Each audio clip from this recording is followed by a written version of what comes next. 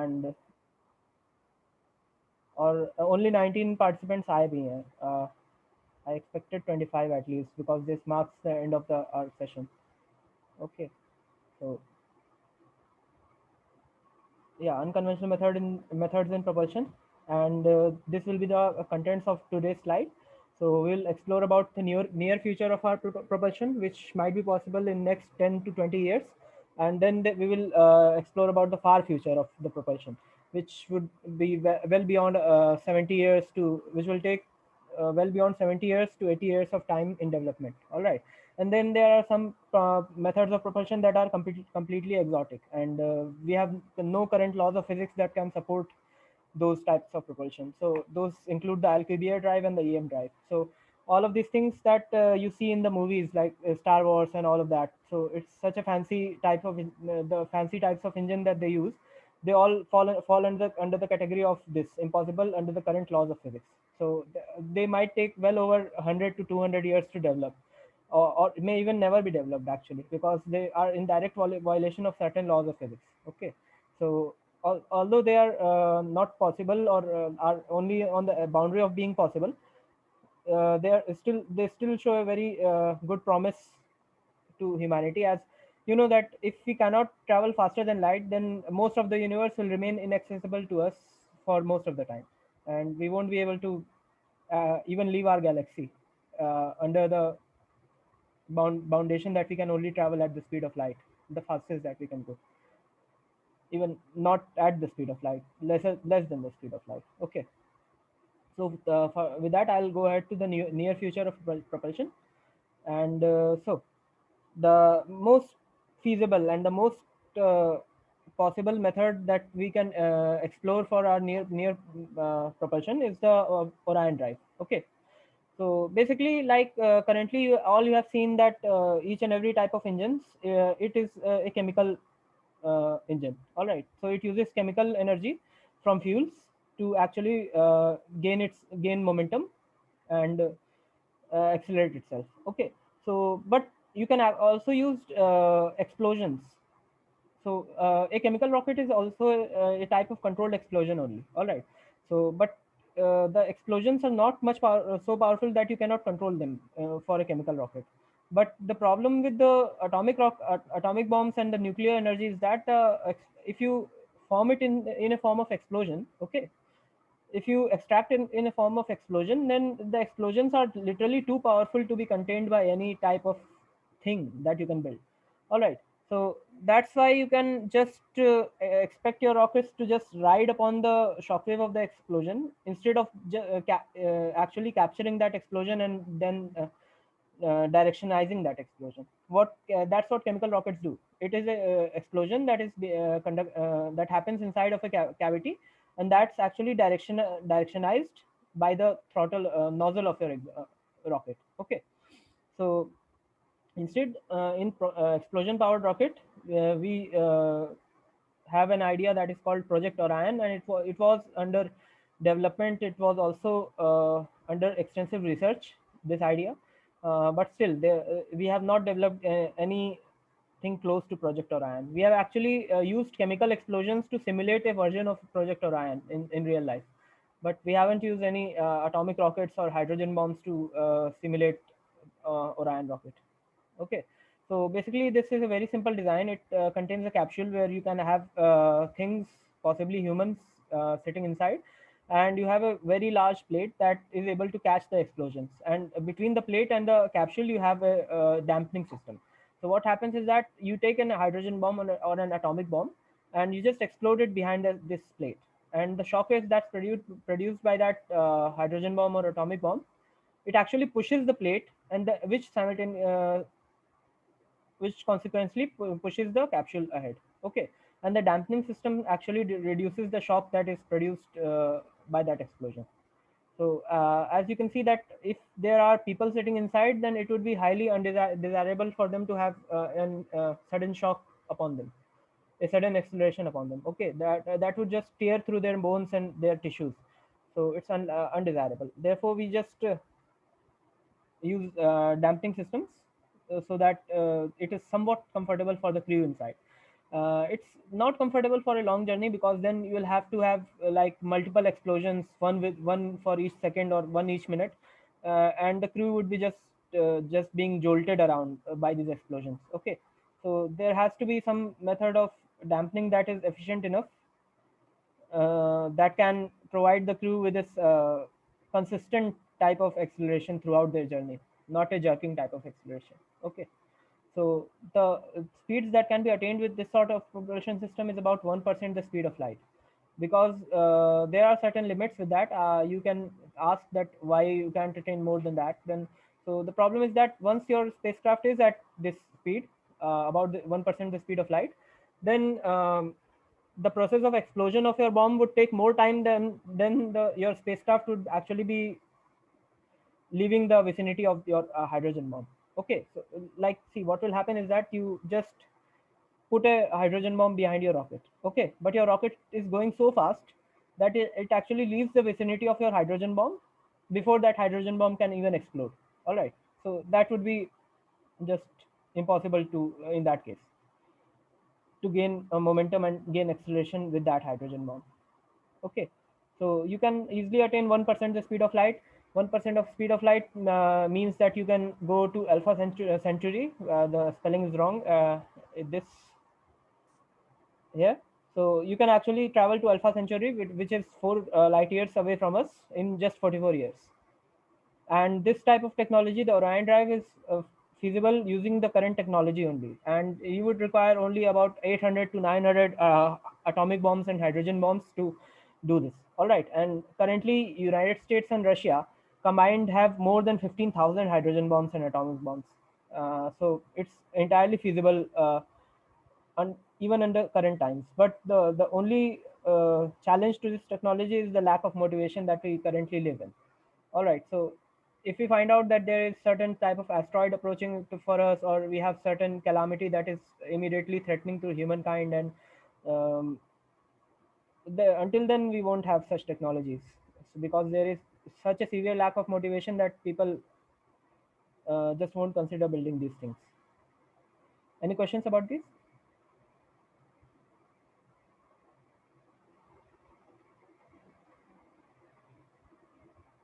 Hello. इसमें uh, अगर atomic या हाइड्रोजन बॉम्ब यूज करेंगे तो अनकंट्रोलेबल नहीं है? या इट इज अनकंट्रोलेबल एकदम पूरी तरीके से. बट वही होता है ना, you are just riding the shock wave of that hydrogen bomb. So hmm. you have to have your plate behind your rocket. This plate has to have a large area so that it can catch as much as of the shockwave that is available. और जो dampening system है बीच का, वो shockwave को moderate करके तुम्हारे continuous acceleration में change कर सकता है रॉकेट के लिए.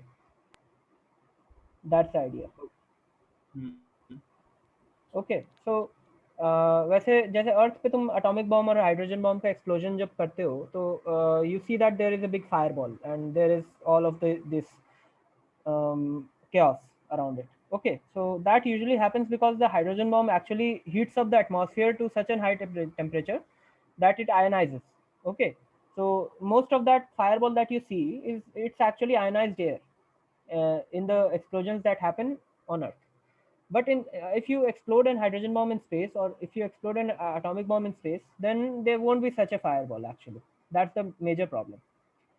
The fireball, the destruction, the all of that things that you see upon explosion of an hydrogen bomb or an atomic bomb are the consequence that it is being exploded in an atmosphere. It creates a shock wave, it creates some vacuum, and then it creates ionized air. That's all the fireball that you see in that explosion. But instead, if you explode a hydrogen bomb or atomic bomb in vacuum of space, then it would mostly produce X-rays and light. Okay, not any sort of shock waves. That Okay. So in that case, you will have to have a reflector that is capable of reflecting off X-rays and gamma rays, and it is capable of harnessing the energy from those electromagnetic radiations. Okay. Any questions?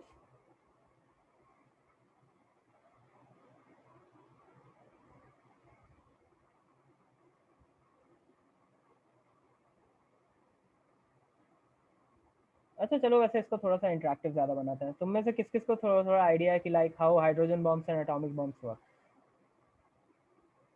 तो एक चीज पूछना था, मतलब ये बहुत expensive नहीं होगा, मतलब एटॉमिक बम ऐसे तो हाँ फीजिबल बिल्कुल, है, हमारे पास इट बहुत इज सारे यार। Expensive but is it more expensive than the urge to leave planet Earth in face of a disaster that can wipe off the whole humanity? Is it? That's the question. वैसे रखोगे तो अलग बात है, ठीक है। हाँ, तो अगर उस तरीके से तुम इसको रखोगे तो then it's one of the way that we can currently use to leave Earth right now in the face of a disaster. अर्थ को लीव करके जाएंगे। मार्स होपफुली लेकिन वहाँ पे भी अभी कुछ है नहीं है एक्चुअली। तो मतलब देखो, to save humanity from an extinction event which is imminent in the near future at least, so we'll have to have some things set up from now on actually. तो हमें मार्स का colonisation start करना होगा। हमें वहाँ पे ऐसे चीज़ें बनानी पड़ेंगी जो कि सस्टेनेबल हो, और एटलीस्ट 100 पीपल्स को तो सस्टेन कर सकें वो वहाँ पे। मतलब उससे अच्छा हम धरती को ही और अच्छा बना ले, मतलब मार्स पे क्यों जाना। बट तो द अगर हम मार्स प्रॉब्लम, को टेराफॉर्म कर सकते हैं तो धरती भी हाँ बहुत कुछ कर ही सकते हैं।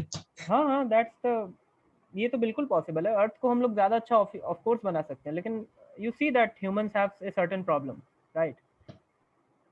इंसानों के अंदर हम भी थोड़ी जाते सी हैं कचरा कर दिक्कतें देते हैं। हाँ, हैं। we are just relying upon having two eggs rather than having just one egg in one basket. Yeah, it's not like that. That we will be learning from going to Mars. Yeah, that's That one. how Earth evolved. हाँ, Yeah, वो तो because है we he. are going it. ये एक और बहुत important चीज़ है of course. अगर एक बार तुम मार्स पे जाओगे then only you will learn about how to travel long distances, how to terraform a planet at first. So ये फर्स्ट स्टेप होगा हमारा टेराफॉर्मिंग, क्या कहते हैं, पूरे सोलर सिस्टम में जाने का, and then afterwards leaving the solar system and travelling to other stars. And I think that is the future that humanity should desire. मतलब हम लोग एक प्लैनेट पे हैं and we are almost destined to travel to the stars at this stage. Yeah, Or by learning from Mars, we can manage our Earth efficiently. I listened this one. yeah, हाँ बिल्कुल। Uh, We'll come to learn about the long-term effects of space upon the human body while traveling to Mars, which is a very important thing. We'll also come to learn about that producing resources where there are none, producing fuel where there is none. So that's an important part of it. But these projects are quite expensive, right? Yeah, I said that they are expensive. And so you are saying that we can go there Actually, individually, so actually, that will take a lot time.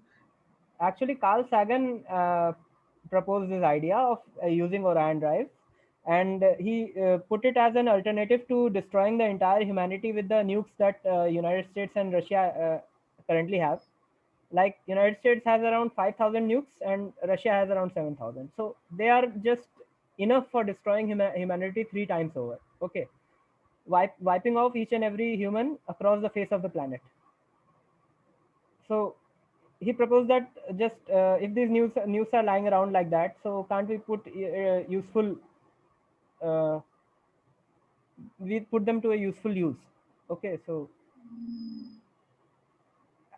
it's I think it's a better idea to actually use those nukes in this instead of wiping off, killing people with the thing, right? Obviously. Yeah, so as we move ahead, the basic inspiration would be that leaving Earth is desirable, of course. Spreading to other stars is desirable, and making humanity an intergalactic species is desirable. Okay, because that's what we do, right? We are explorers, and we have been explorers from the very beginning that humanity has been. We have sought to climb the highest mountain. We have sought to travel the unknown seas where we didn't knew that there would have been any land uh, far ahead. Like, you know that Columbus just traveled in search of India and reached North America. And while all of his travels, he didn't had a look at any shore when he was in mid of an ocean. Okay, he wasn't able to see any shore. So I read it somewhere that to explore new things, to go to new places, you must have the courage enough to lose the sight of the shore. Uh, and that's a very big idea, actually. Right. Yes. So we'll go ahead, and then you can have the nuclear saltwater rocket. Okay, so this was the rocket that was powered by nuclear fission, and it was powered by the things type of fusion that we currently use. Okay, uh, but there can be nuclear saltwater rockets also. So it is a fission powered rocket. Okay so like हाँ, मैं ये पूछ रहा था कि तुम में से कितने लोगों को न्यूक्लियर फिशन फ्यूजन और न्यूक्लियर बॉम्ब्स की अंडरस्टैंडिंग है?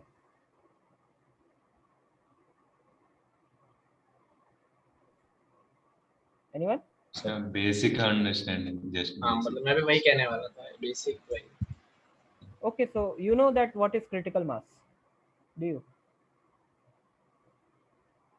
आफ्टर विच वो अपने आप एक्सप्लोड हो जाता है, मतलब उसके बाद. हाँ, so basically the idea is that there is a uranium nucleus, and when you hit that nucleus with a neutron, it splits.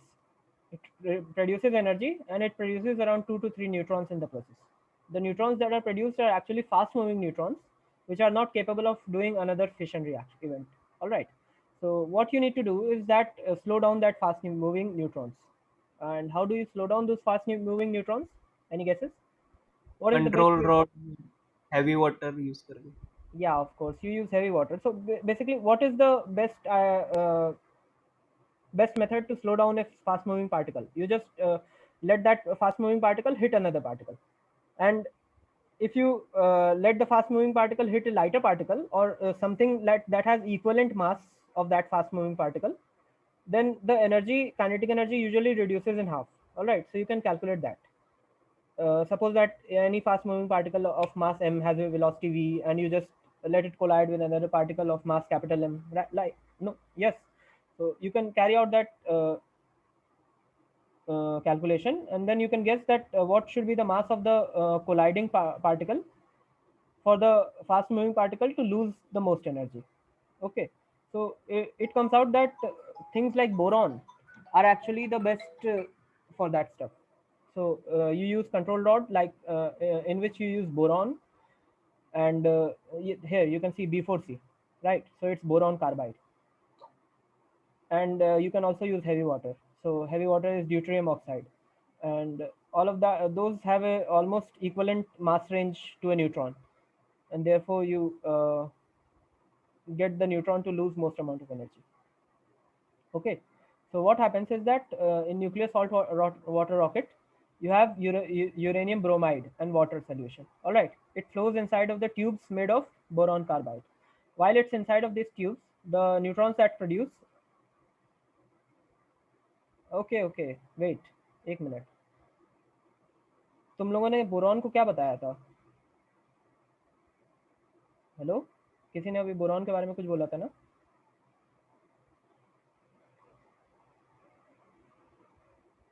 Hello, क्या?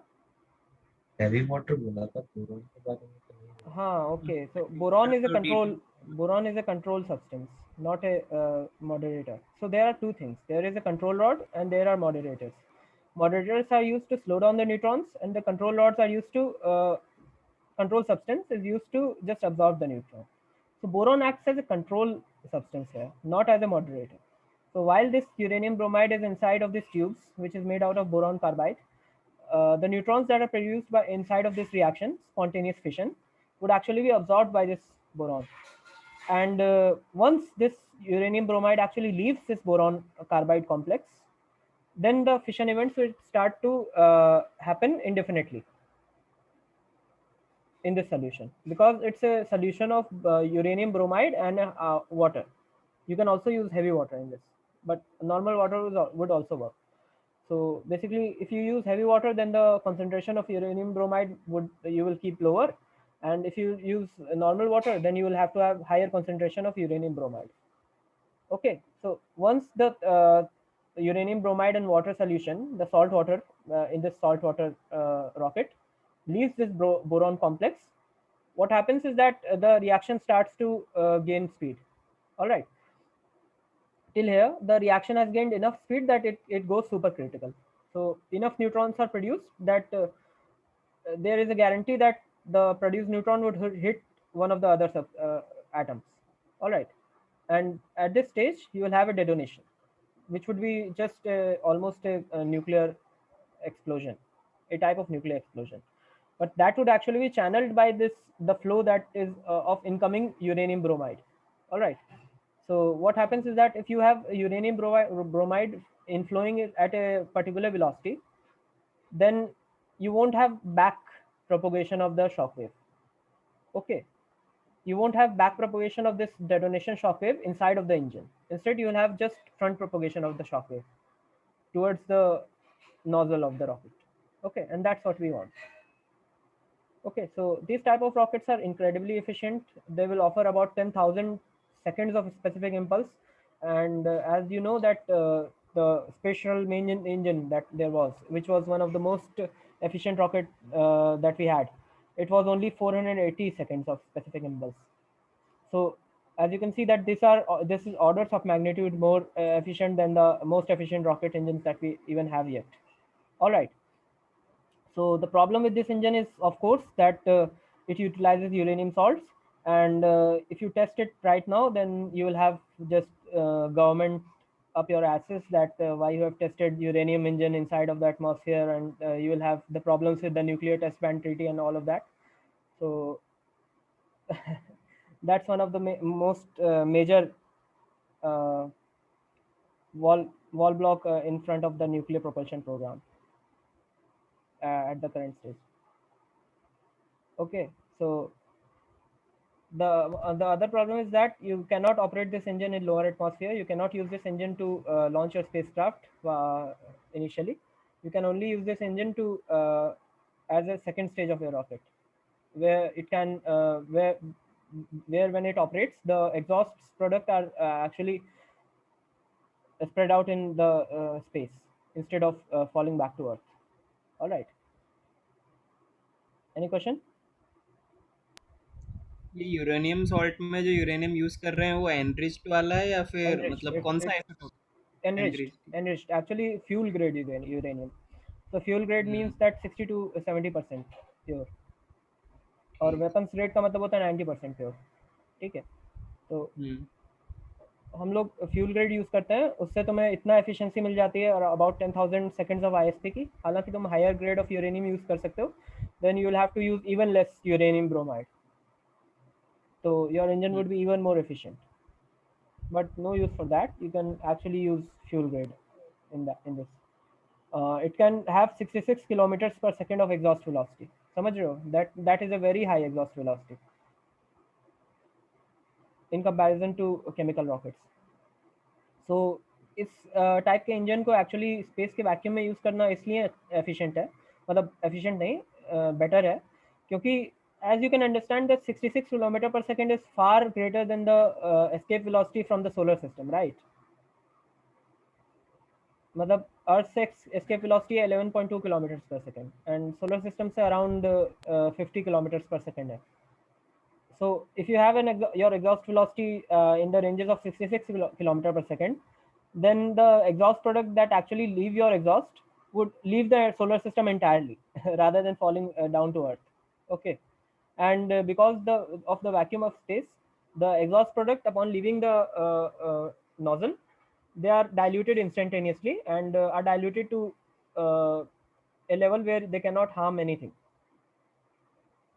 Okay, so with this method you can actually accelerate your spacecraft up to the 7% the speed of light, and you can have a trip to Alpha Centauri and all of the other stars, near stars, in about a decade or so. Seems nice. ये जो Right?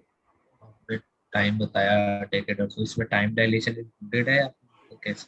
No, time dilation included nahi actually. 1% of the speed of light, you don't feel much time dilation.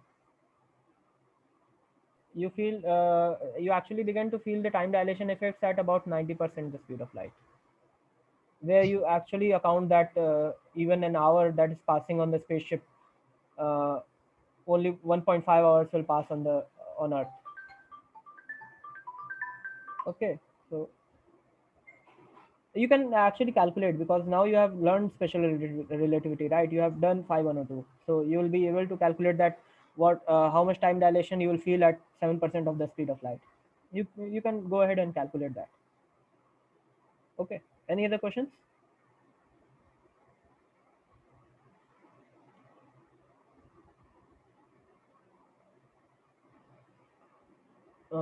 तुम में से किसी ने वो वाला experiment के बारे में सुना है क्या? डेविल स्कोर, डीमन स्कोर के एक्सपेरिमेंट के बारे में? Did you?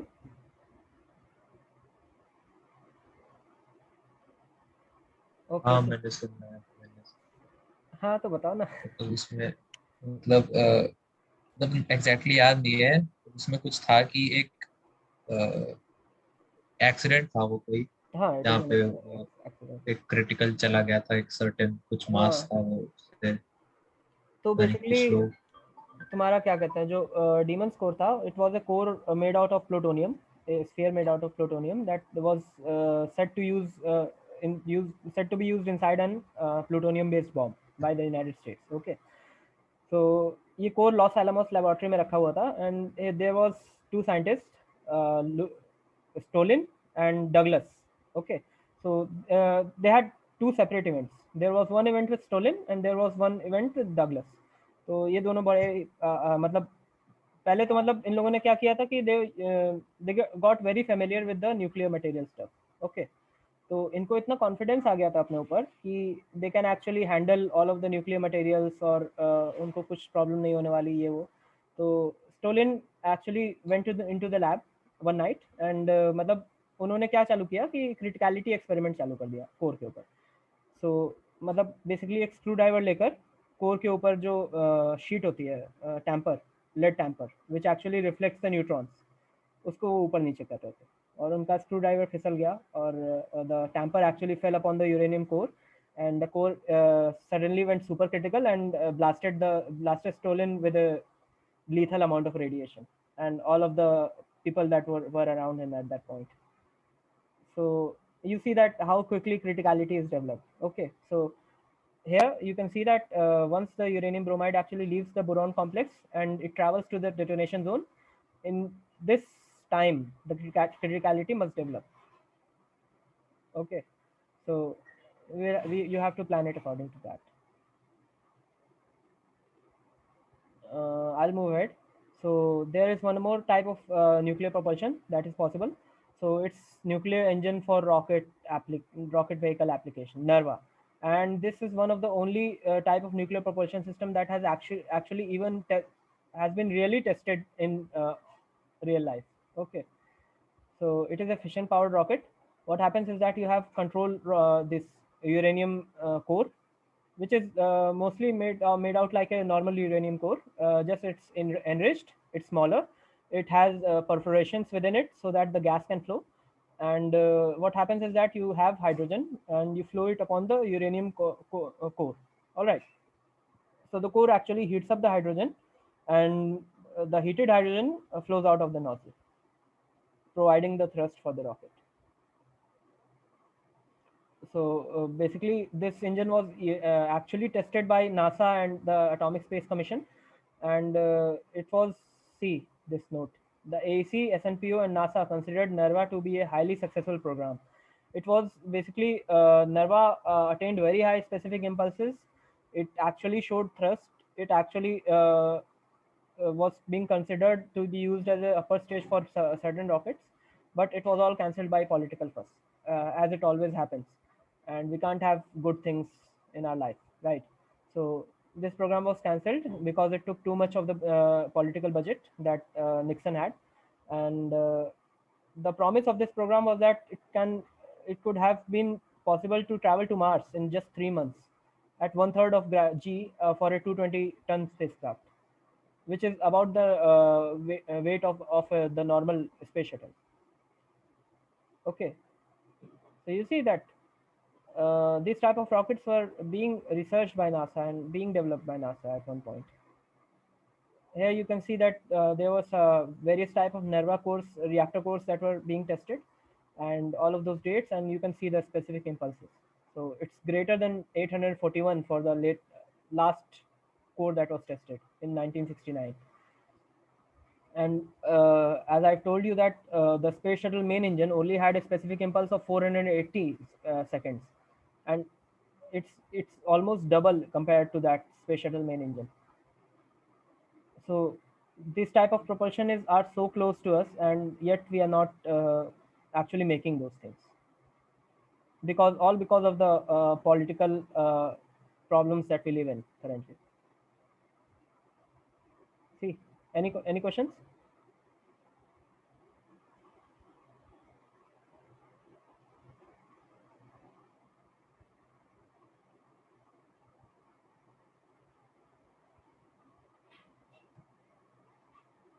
Questions?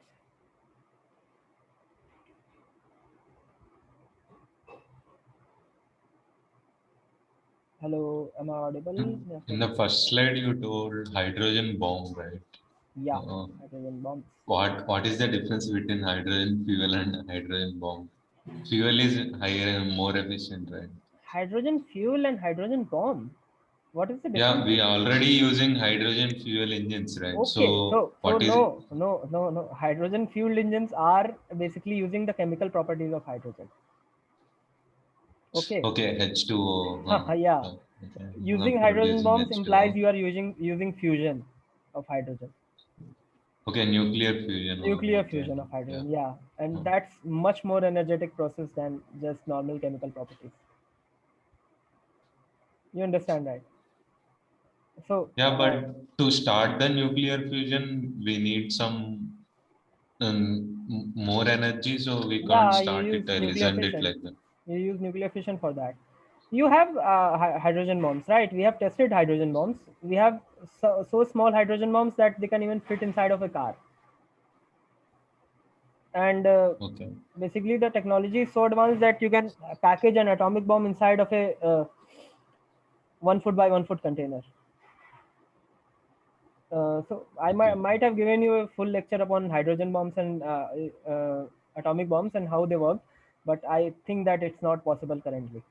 So we would just focus upon the engine aspects of those things. All Yeah. right. Okay. So yeah. So the main idea is that you used fission bombs, the atomic bombs, to power the hydrogen bombs, and then the hydrogen bombs actually produce energy out of nuclear fusion. Okay.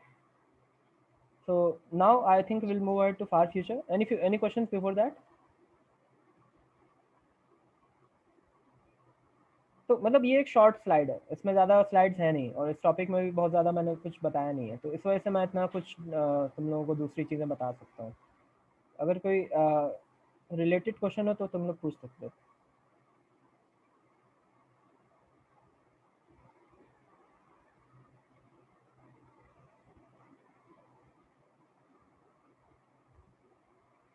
You can certainly ask that how hydrogen bombs work. तो मैं वो भी बताने को तैयार हूँ, लेकिन बाद में, इसके बाद. Okay, so now we'll move ahead to the far future of rocket propulsion. Okay, so the coming to the far future, the obvious thing is that fusion.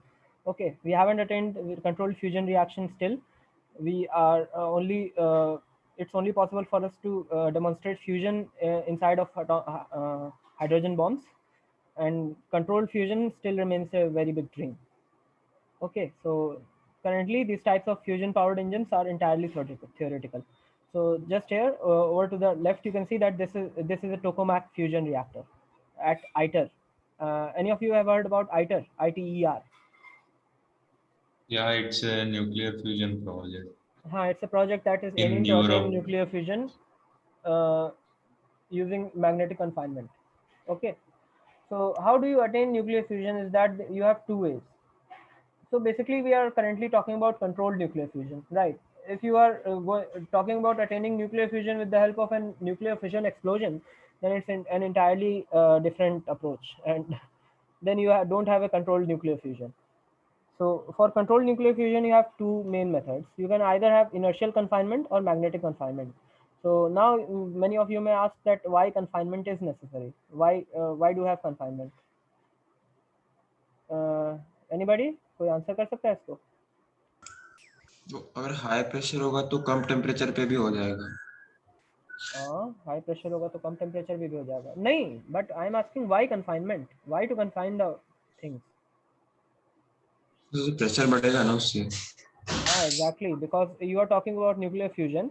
Nuclear fusion happens at very high pressure and very high temperatures. Okay, so either you have just some super material that can handle trillions of tons of pressure, or you have something that doesn't melts at millions of degrees of Kelvin.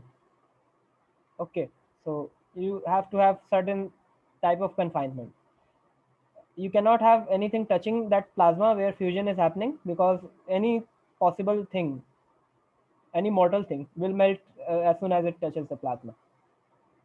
Okay, so that's why you need to have confinement. You can either have inertial one, that means that the plasma is actually confined because of its inertia.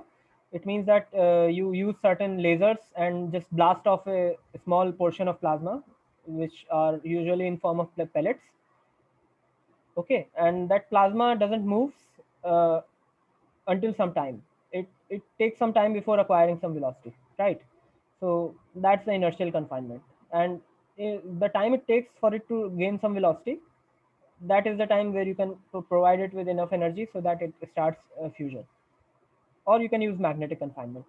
So ITER uses magnetic confinement. It uses plasma that is flowing around this tokamak, and the plasma is actually very hot, and then it has fusion events all over inside of the plasma. You have fusion events all over inside of the plasma. All right, so this is one way. Or you can have fusion jet. This is a type of fusion powered rocket engine where you have just plasma inside of a long tube, and the long tube operates as a resonant cavity. So you have RF signal inside of this tube, and the RF signal actually agitates the plasma and increases pressure at certain points, and the fusion starts at those points. And you have mirrors on both sides of this tube, one here, one here. So the light that is produced by those fusion events actually reflects among those mirrors. Okay, so the total electromagnetic energy density inside of the tube increases. All right, and that causes even more fusion events inside the tube. And what you do is that you keep one of the mirror slightly leaky, and you let some of those photon density flow out of the rear end of the rocket. तो तुम में से किसी ने laser के बारे में सुना है क्या? Like how do laser operates?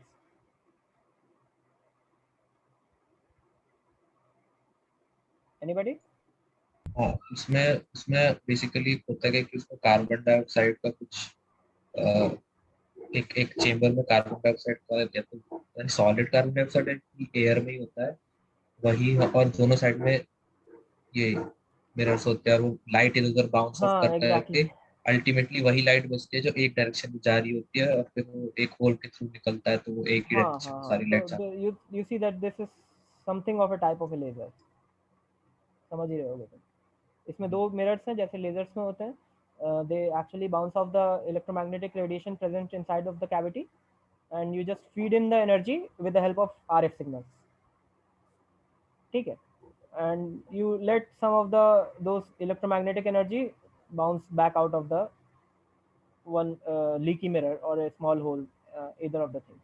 Okay, so this thing can be used as a nuclear powered engine. Then there is all of these designs. एक बहुत ही अच्छा वीडियो था स्कॉट मैनली का, तो मैंने उसी में से सारे के सारे स्क्रीनशॉट लिए हैं, because you can see that ये थिंग्स अभी पॉसिबल नहीं है. These are not under current development. You will find them only on research papers and all of those things. So it's very difficult to find even the pictures of these rocket models. So actually Kerbal Space Program में एक mod है जिसके बारे में मैंने तुमको बताया था, which is the Far Future Technologies mod, and it's all out of that mod. All of the pictures are out of that mod. Okay, so you can have multiple types of engine. Like this is a spherical tokamak fusion engine. What happens is that you have a tokamak, which is fusion magnetic confinement system, and the fusion is happening in that tokamak, and you just make your tokamak slightly leaky. So the fusion products actually leak out of the tokamak towards the through the rear end of the rocket.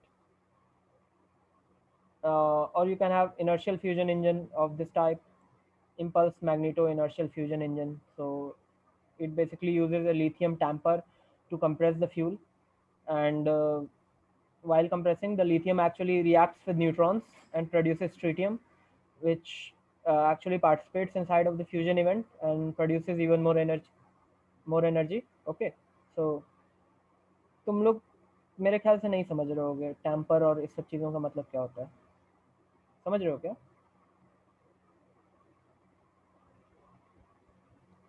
नहीं तो हाँ, तो tamper is anything that reflects off the neutrons, ठीक है। मतलब हाँ, मुझे मेरे ख्याल से पहले थोड़ा सा एटॉमिक बॉम्ब्स के ऑपरेशन के बारे में बता देना चाहिए था।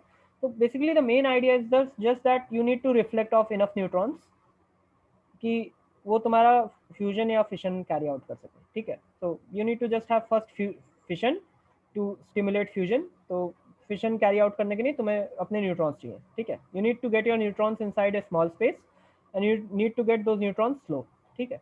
तो स्लो करने के लिए तो तुम मॉडरेटर यूज करते हो, okay, just like heavy water और तुम्हारा क्या कहते हैं कैडमियम रॉड्स वगैरह। और तुम्हारा क्या कहते हैं, तुम रिफ्लेक्ट करने के लिए उसको काफ़ी हैवी मेटल्स यूज करते हो, like lead and uranium itself is a tamper, acts as a tamper, depleted uranium actually. क्योंकि अगर तुम एनरिच्ड यूरेनियम को टेम्पर के जैसे यूज करोगे ना, तो पता है क्या होगा, it will instead start to cause fusion instead fission, sorry. तो टैम्पर का मतलब ये होता है, ठीक है। तो इसमें लिथियम टैम्पर हम लोग यूज करते हैं। When lithium is hit by neutrons, तो it produces tritium in a nuclear reaction, okay. तो इस वजह से लिथियम टैम्पर अच्छा होता है, because you are provided with tritium which can be actually used as a fusion fuel, okay. फिर उसके बाद ये फ्रेस्नेल मिरर फ्यूजन सेल जैसी एक चीज़ होती है। So it's all just fusion powered engines. This thing is operated by, this is the same thing as this which I told you here. The thing you saw here, right? This is the same thing as this thing. Fresnel mirror fusion cell. Okay. So it's basically, it has two mirrors in front and the back, and it uses RF signal to feed in the energy, and the RF signal leaves the mirror, rear mirror is slightly leaky, and the fusion products leave through that leaky mirror. Okay. Any questions up till this point?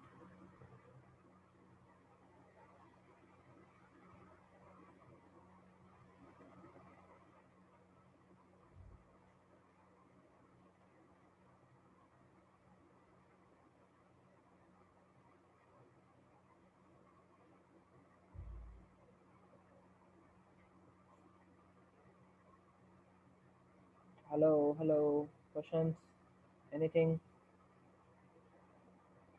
किसी को भी कुछ पूछना है, या फिर मतलब नहीं समझ में आ रहा होगा, मुझे तो ऐसा लग रहा है, बट स्टिल जो नहीं समझ में आ रहा वो डायरेक्टली पूछ लो ना, कुछ तो एक्सप्लेन कर ही दूंगा मैं। मेरे को ये चीज समझ में नहीं आई कि कन्फाइनमेंट का मतलब फंक्शन क्या है, कन्फाइनमेंट यूज क्यों कर रहे हैं? हाँ, तो मैंने वही तो पूछा था। तो मतलब प्लाज्मा हाँ, देखो इतना गर्म रहता है ना, and it's at such a high pressure that there is nothing that can actually touch that plasma without being melted और बीइंग ब्लास्टेड ऑफ, ठीक है। हम्म, मतलब इतना हाई टेम्परेचर होता है, fusion actually occurs at millions of kelvin. So you need to have some sort of way कि वो जो फ्यूजन जिस एरिया में हो रहा है, जिस प्लाज्मा के अंदर हो रहा है, वो तुम्हारा किसी नॉर्मल मटेरियल को टच ना करे, ठीक है। That is the idea behind confinement. और इसमें मतलब ये ट्रिटियम और ड्यूटियम ही फ्यूल यूज क्यों करते हैं, मतलब प्रोटियम यूज नहीं कर रहे हैं? प्रोटियम क्या होता है? वही अपना नॉर्मल 1H1। हाइड्रोजन। हाँ, नॉर्मल है। Tritium and deuterium are actually easier to fuse. तुम्हें पता ही है, बहुत सिंपल है उसका रीजन। तो प्रोटियम में एक प्रोटॉन होता है, if you try to bring two proton closer together they repel, ठीक है। But in tritium and deuterium, you have one proton plus one neutron. तो न्यूट्रॉन एक्चुअली तुम्हारा क्या करता है, रिपल्शन कॉज नहीं करता, ठीक है. But if you provide a deuterium atom and a tritium atom with same amount of energy, suppose that you provide them with same velocity, all right. So जो deuterium atom होगा उसके पास momentum ज़्यादा होगा क्यों, because it has higher mass. But जो repulsion का potential है वो दोनों का सेम होगा, प्रोटियम एंड ड्यूटेरियम का. तो actually deuterium atoms would be able to come closer to each other much more than protium. ठीक है. समझे, at the same temperature.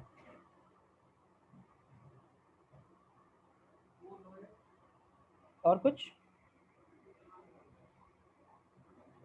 Tritium उससे भी अच्छा होता है because tritium has 3 neutrons. It would gain much more momentum with for the same temperature. But tritium is radioactive and unstable, so that's why you cannot use it. That's why you cannot store it actually. You can make it in situ inside of the reaction and you can use it instead. Okay. के drawbacks क्या है fusion powered engine से? Fusion powered engines के drawbacks basically यही है that they don't exist yet. We don't have fusion yet.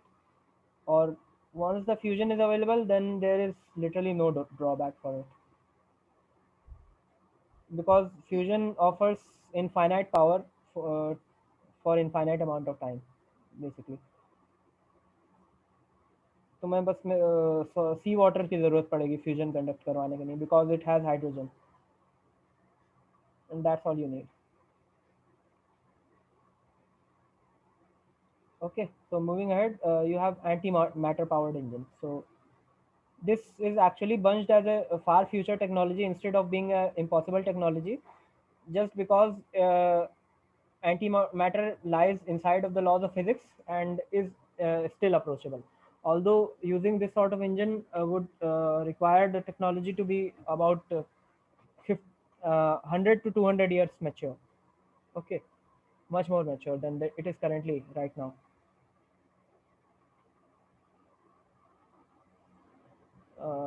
Okay, so तुम्हें क्या लगता है, what is the problem with antimatter powered rocket engines? First of all, we can't create antimatter. Yeah, of course. Antimatter है क्या? अरे antimatter नहीं पता क्या? एंटी प्रोटॉन के बारे में तो पढ़ा ही होगा. अच्छा वो वाले पार्टिकल्स. हाँ हाँ हाँ which collide with अगर वो interact करते हैं प्रोटॉन के साथ then they annihilate into just electromagnetic radiation. मतलब एक प्रोटॉन एक एंटी प्रोटॉन अगर मिक्स होते हैं then they produce 2 gamma rays. हाँ ये तो सही है एंटीमैटर. हाँ, तो basically antimatters are produced inside of the nuclear reactions. You can produce them, you can refine them and you can store them. ठीक है, लेकिन जो प्रोडक्शन कॉस्ट है एंटी मैटर का it's ridiculously high. Basically even the large hadron collider has one section inside of it which is known as antimatter factory, one of the most outstanding name that can ever be given to any scientific establishment, right? So antimatter factory produces about 10 to 12 particles of antiproton each day. Okay, so it's ridiculously low production rate. And for these types of rocket to operate, you will require tons and tons of antimatter. And that is not currently possible to be produced by any of the current technologies. And there is one more problem with antimatter, that you have to store it. And if anything has proton and you are storing antiproton inside of that thing, then it's definitely impossible for you to do that, because if the antiprotons come into contact with your normal substance, then they will just annihilate each other and you will have a big explosion. समझ रहे हो ना क्या बोलना चाह रहा हूँ मैं? मैंने जो वो एंटीमैटर फैक्ट्री उसको मतलब वो किस सब्सटेंस का बना हुआ है? उसमें तो प्रोटॉन होंगे ही ना. they use magnetic confinement. ओ ये चीज़ आइटर वाला, ये चीज़ वो एंटीमैटर्स लेते हैं और बस उनको घुमाते रहते हैं लगातार इसके अंदर. हाँ, उसी तरीके से वो होल्ड कर सकते हैं उसको, और कोई तरीका नहीं है होल्ड करने का एंटी पार्टिकल्स से, समझ रहे हो? सो you will have to just store antimatter first of all, and then that would be tons of antimatter. If there is one single problem or even a single mistake and accidentally it touches any of normal matter, so it will just annihilate the whole ship. Okay, तो ऐसी चीज़ों का use काफ़ी खतरनाक है। तो तुम्हारे पास 3 तरीके के anti matter powered rocket engines हो सकते हैं। One of it is anti matter drive, which is just the direct usages of matter and anti matter, direct combination of matter and anti matter to produce energy. Okay, या फिर तुम्हारे पास अगर कम anti matter है तो you can just use the thermal effects of anti matter to heat up the fuel that you already have. Basically मतलब anti matter और matter को combine करो, थर्मल रेडिएशन प्रोड्यूस करो which will be produced in form of gamma rays, और जो अपना fuel है उसको थर्मल रेडिएशन से बॉम्बार्ड कर दो, then your fuel will be heated by that matter anti matter thing. Okay, and then you can have antimatter catalyzed fusion and fission engines. So it works on a similar principle. It's just that you catalyze the fission or fusion with the help of antimatter. It basically means that if you are having fusion somewhere, you just dump in a bunch of antimatter inside of that fusion area, then your reaction would be enhanced by degrees, by orders of magnitude. Okay. तो basically मुझे एक cute सा diagram यहाँ पे मिल गया था जो कि अलग अलग टाइप के रॉकेट इंजन्स को डिटेल में दिखा रहा था। तो मतलब ये क्यूट मैं इसीलिए कह रहा हूँ क्योंकि इस पे जितना सिंपली सब कुछ दिखाया हुआ है वो तुम समझ ही सकते हो, उतना सिंपल होता नहीं है ना? एक तो जेट इंजन होते हैं, उसमें कंबशन होता है, केमिकल रॉकेट्स होते हैं, फिशन इंजन होते हैं, फ्यूजन रॉकेट्स होते हैं, then there is anti matter engine, जिसमें एकदम ही मस्त तरीके से इन लोगों ने एंटी मैटर को एक वाइट कलर के उसके अंदर रख दिया है। मतलब तुम समझ ही रहे हो, इट्स इम्पॉसिबल। तो ये मतलब अगर जब गामा रेज मतलब रेडिएट होगी तो फिर रॉकेट के स्ट्रक्चर को डैमेज नहीं करेंगे वो? नहीं, gamma rays don't cause damage to any of the non living things. तुमको क्या लगता है, लाइक गामा रेज अगर न्यूक्लियर रिएक्टर में से निकलती हैं तो वो न्यूक्लियर रिएक्टर को डैमेज करती हैं क्या? They don't. Gamma rays only damage living tissues.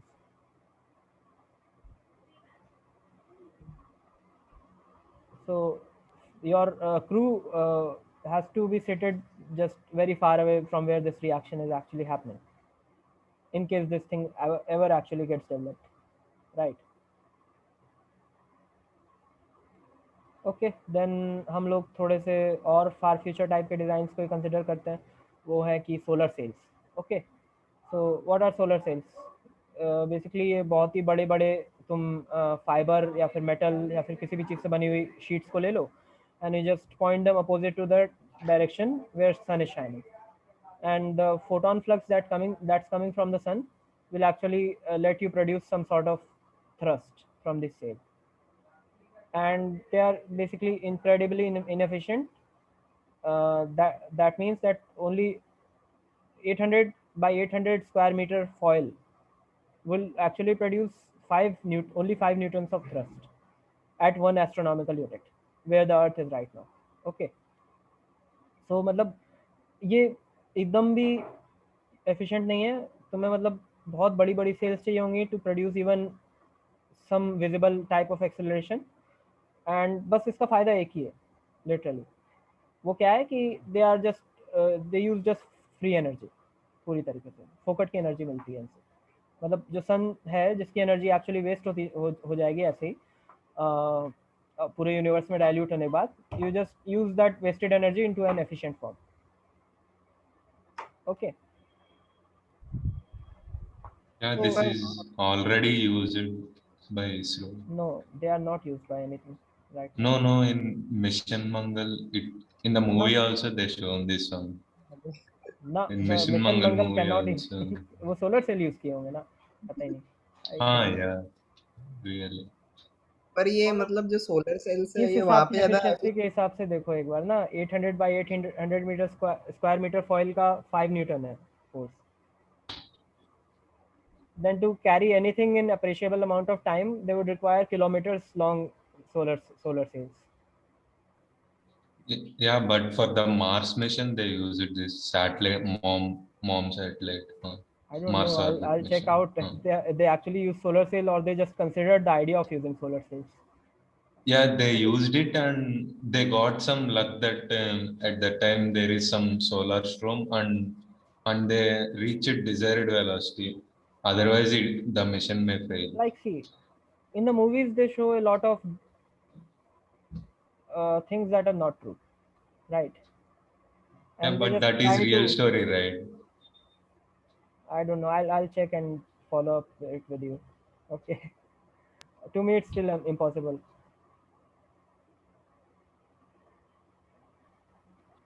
Okay. ये जो So सोलर सेल्स है वहाँ पे ज़्यादा एफिशिएंट होंगे ना, जहाँ पे मतलब जैसे अपना तो सन G2 टाइप का है, अगर वहाँ पे मतलब ओ बी या ए टाइप के हैं तो वहाँ से मतलब सोलर हाँ कांस्टेंट का भी फैक्टर इंक्लूड होता है हाँ क्या हाँ इसकी हाँ हाँ, बिल्कुल होता है, बिल्कुल होता है। सोलर कांस्टेंट का फैक्टर इंक्लूड होगा।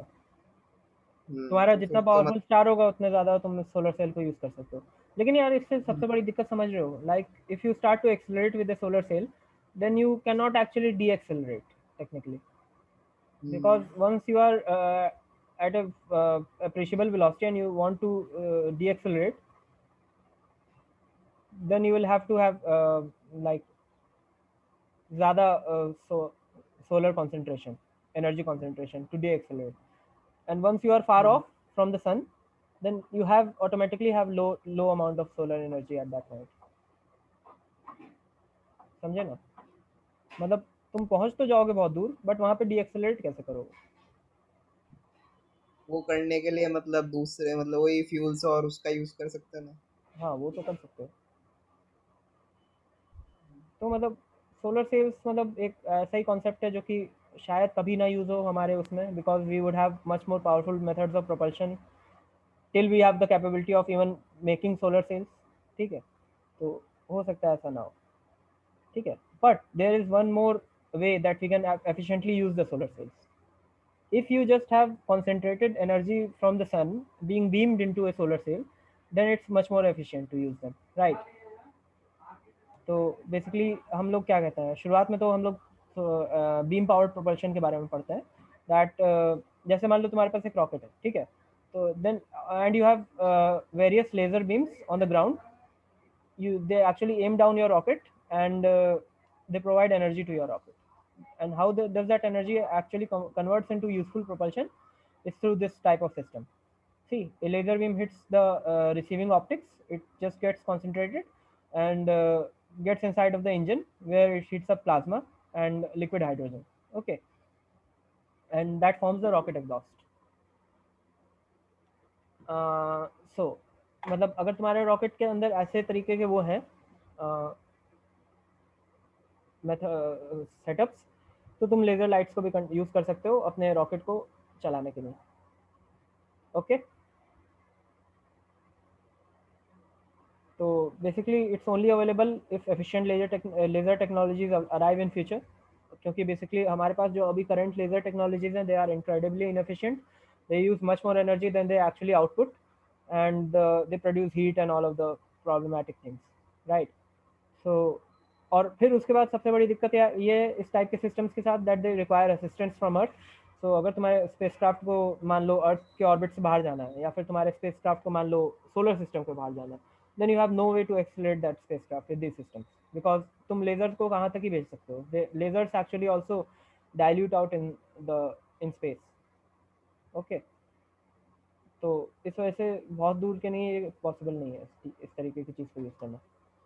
सो the main thing is that the power level of a civilization needs to increase for all of this types of things. Okay, that's why they are termed as far future designs. They are basically not impossible considering the laws of physics, but still they are the technology is beyond the reach of current stage, right?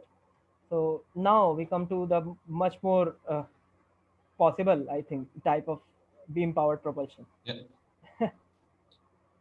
What question? Yeah, why we are using hydrogen? Where? Here hydrogen. Before one. Here, right? No, before slide. I think you did. Yeah, this one. Here, where we are using hydrogen. I think there is some time latency between our convo. I think. Yeah. Yeah. No, I understand. You are talking about the slide where the beam is hitting the rocket, right? Yeah. हाँ, तो hydrogen use करना का reason तुम बता सकते हो क्या? Yeah, because it is less very molecular mass. Yeah, of course. So that's why you use But we can directly use it as a fuel instead of storing it like that, But in this case, you just require which is hydrogen. You don't efficient. require oxygen. You don't require to take oxidizer with you. And if your beam is laser Okay. beam is actually powerful enough, then you can have your hydrogen to be accelerated at much higher velocities. Okay. So the exhaust What? velocity will be higher. And you are telling something like plasma and something. What is it? नहीं, plasma की जरूरत नहीं पड़ेगी. You can just take normal hydrogen with you. You are telling like when laser beam is concentrated, it will convert hydrogen Yeah, into plasma, it will and convert it will hydrogen into plasma exhaust out. and it will exit out from the behind. Okay. Yeah. Does this plasma have some advantage of more exhaust velocity or something?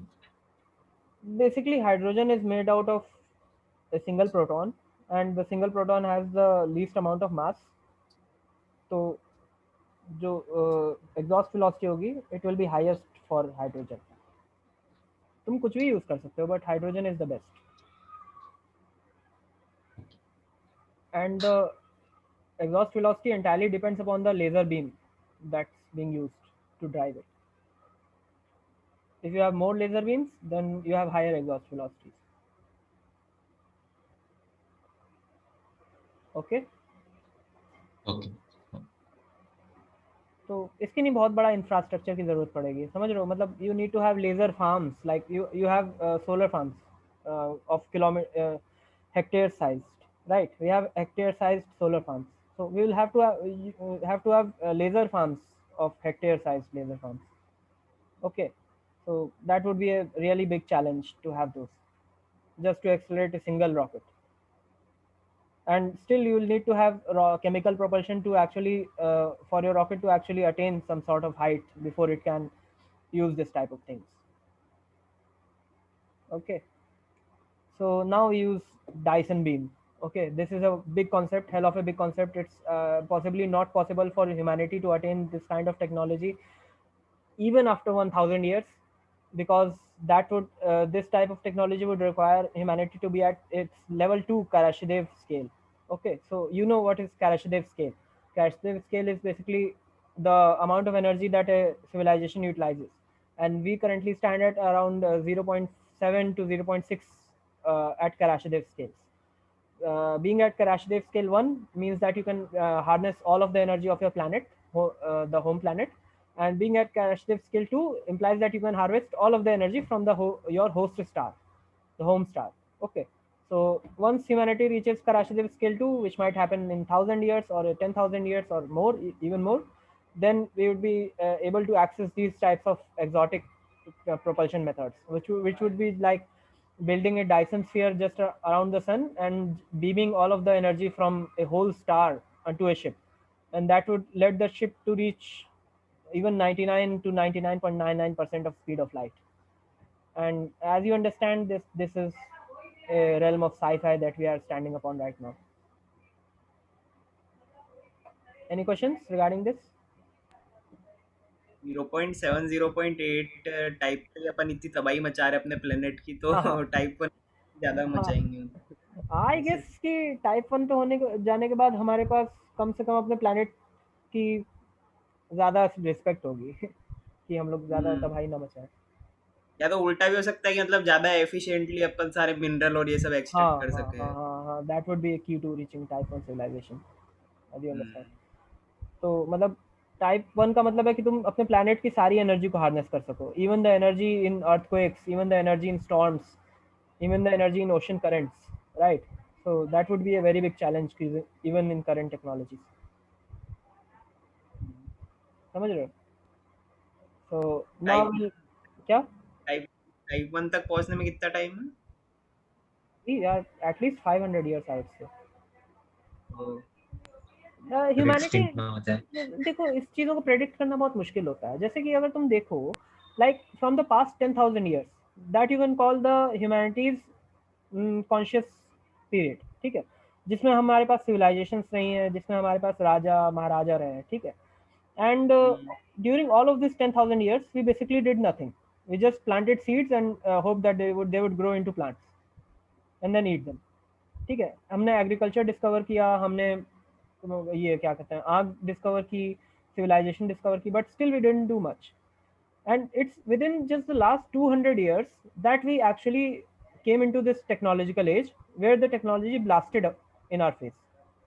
ठीक है, मतलब mobile phones, internet, अभी fusion, fission, ये सारी सारी चीज़ें, they just came around in the last 200 years. And as you can see that the pace of development is actually not linear, it's exponential. So we utilize previously made technology to make new technology. तो इस हिसाब से predict करना थोड़ा मुश्किल काम है कि exactly when do we will reach type 1 civilization. It might be also in just 100 years or 70 years, क्योंकि फ्यूचर प्रेडिक्ट करना बहुत आसान काम नहीं होता. मतलब ऐसा तक कहा जाता है कि कुछ लोगों ने बोला था that we will never fly across the Atlantic ocean और ये सब, and the next year the aeroplanes were developed and consequently in the next 10 years people actually flew over Atlantic ocean for the first time. तो technology के आपको कभी भी bound करना अच्छा आइडिया नहीं होता, ये सोचना कि आखिर कहाँ तक टेक्नोलॉजी पहुँचेगी. ये तो सही बात है.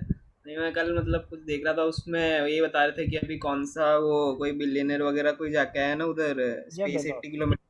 हाँ, जेफ नहीं बेजोस. नहीं, जेफ बेजोस नहीं, उससे पहले कोई कोई कौन गया था, रिचर्ड ये करके कुछ नाम था रिचर्ड उसका. ब्रांसन। रिचर्ड हाँ हाँ, ब्रांसन. वही.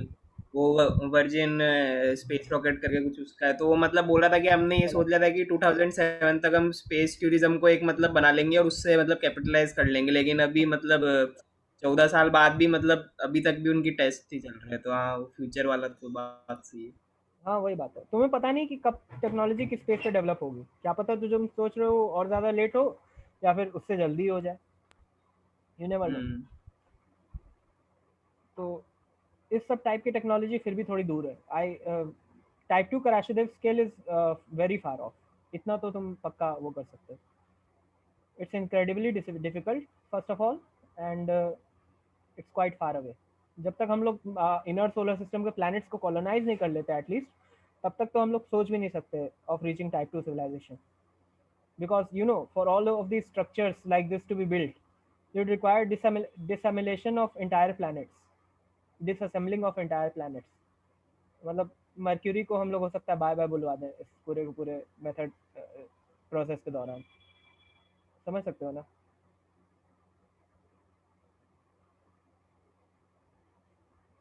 कोई और question?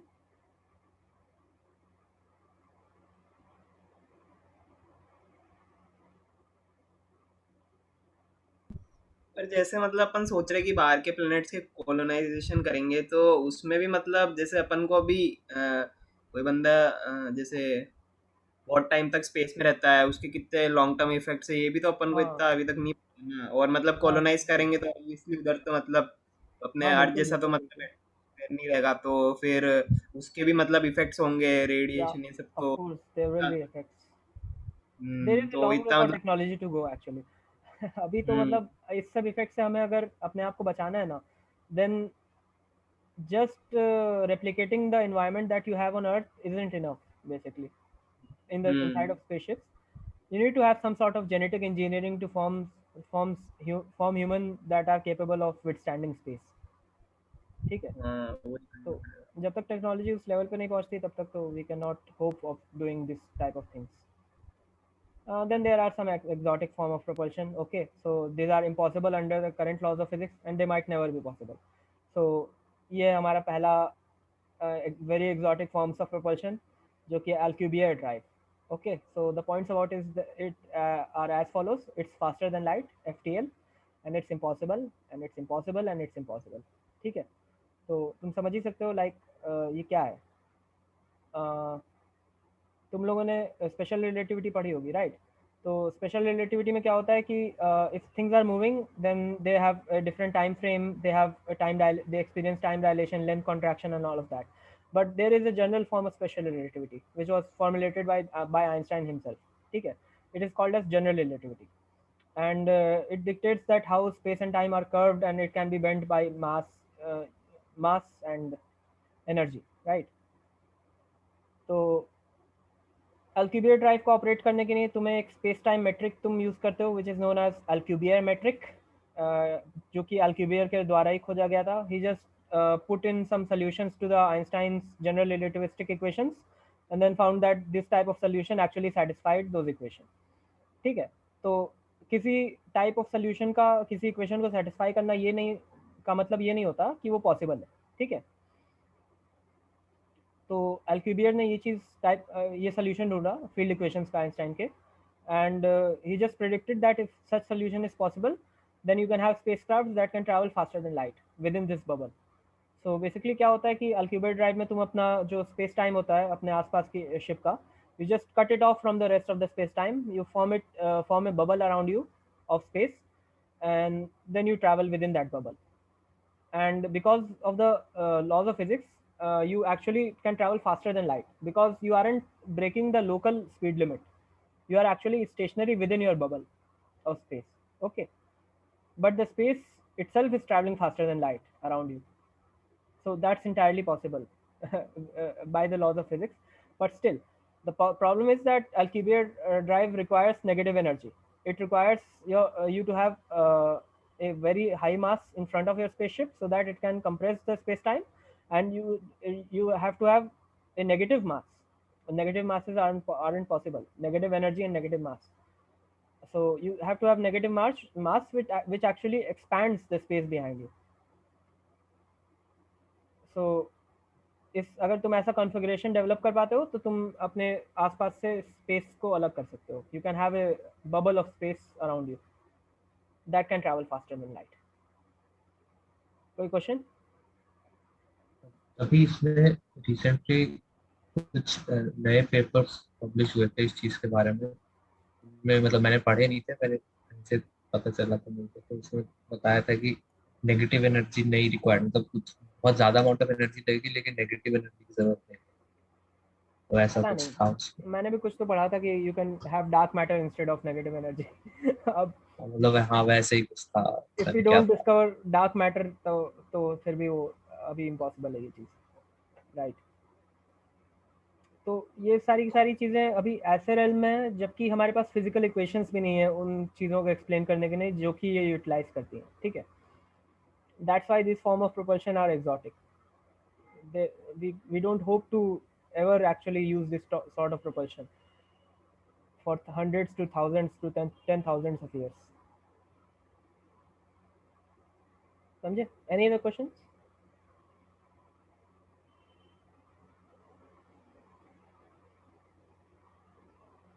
Yeah, why you need negative mass? Yeah, positive is enough, I think. It can bend. Cost is enough. What? Only positive is enough, I think. Only positive The mass is positive enough. mass will actually develop the curvature, like it will develop positive curvature. Okay. Positive curvature means that if you have positive mass, then it will actually attract anything that is nearby to it. But negative mass actually develops negative curvature, which means that if you have something close enough to negative mass, then instead of attracting, it will actually repel the stuff, which you can think of as anti-gravity. Okay, so to just construct the Alcubierre metric around your spaceship, the space-time that follows Alcubierre metric, that requires negative mass.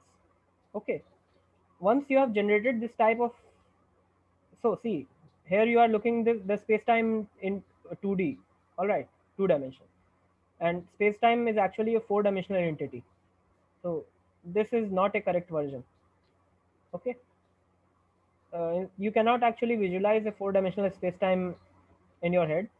So therefore, it's better to just visualize it out of equations. वैसे ये जो space time fabric की अपन theory देते हैं fully accepted है क्या अभी? हाँ, स्पेस टाइम फैब्रिक की जो थ्योरी है which is general relativity, it's fully accepted and it's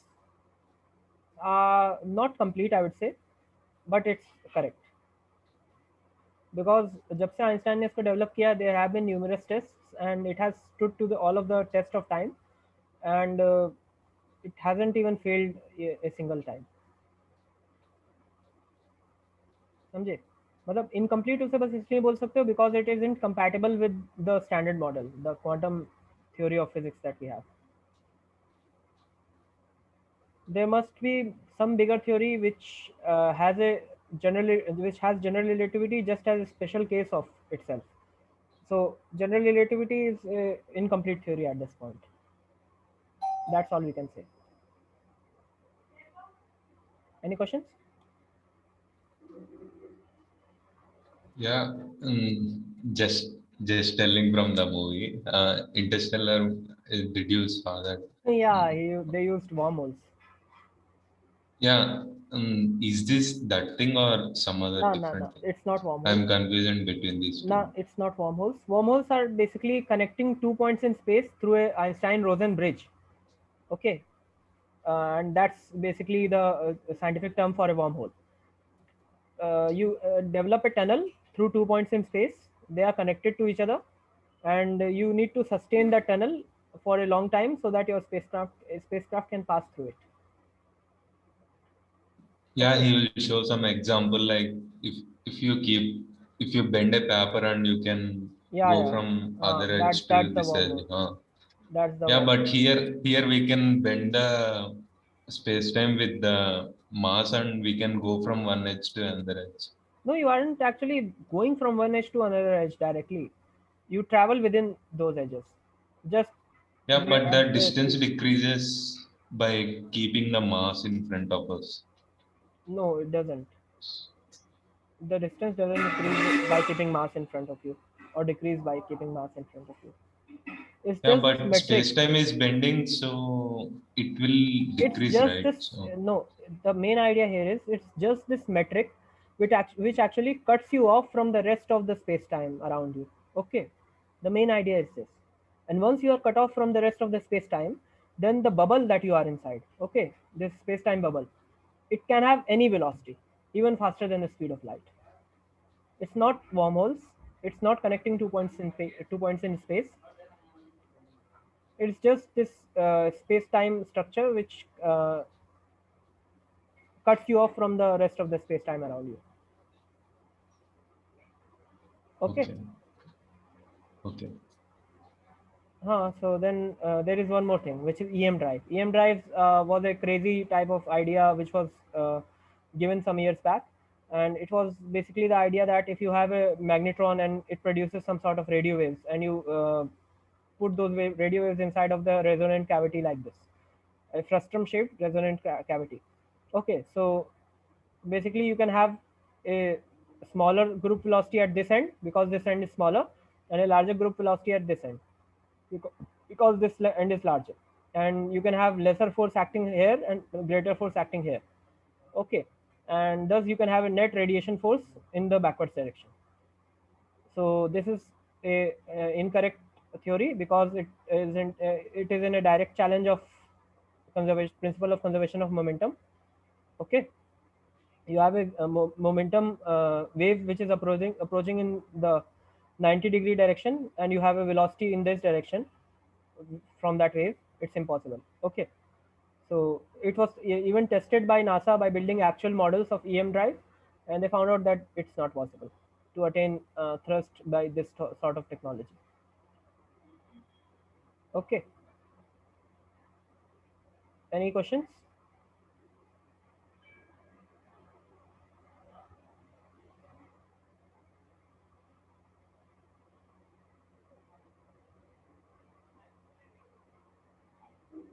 Questions? Any?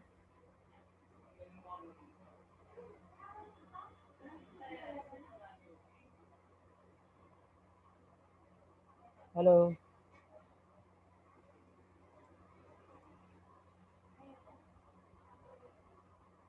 Okay, so we are actually done with this. Okay, so this was the last slide, the EM drive. There aren't any more exotic methods of propulsion. Going through wormholes and black holes isn't a method of propulsion in itself. It's rather a shortcut or a more of a theoretical physics thing. Okay, so that's why we won't be discussing those in this section. Uh, these are the only things that require some of the most insane sort of laws of physics that we do not have yet. So basically, you see that exotic propulsion requires laws of physics that you don't have yet, and far future technologies require engineering that you don't have yet, and near future technologies require the motivation that we don't have yet, right? So that's all about unconventional methods. जिसको leave करना है he can leave, and I'll take questions अगर कोई भी question हो तो.